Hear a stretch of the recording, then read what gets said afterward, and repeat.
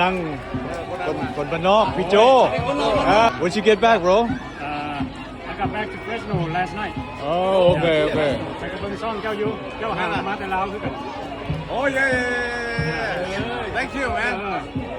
Hey thank you for all you do for all the people that got deported brother บ่เป็นหยัง He helped a friend from here, right? Support from him, Yes right? That's all that matters.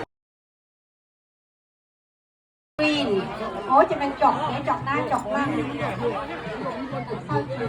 โดยเพราะฉะนั้นดูนำกันคนในกันเด้องานพวกเขาอยากดูไปพร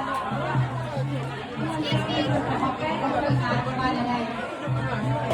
บรรยากาศงานปีใหม่ลาว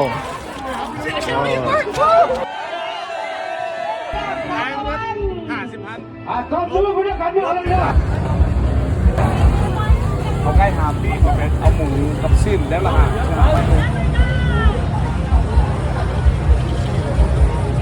ว่าไปกับมาอีกแล้วเลี้ยงมาแบรนด์และเป็นทีมอยู่กับแคลน้องแก้วยังจำได้พวกเราก็คือกันกู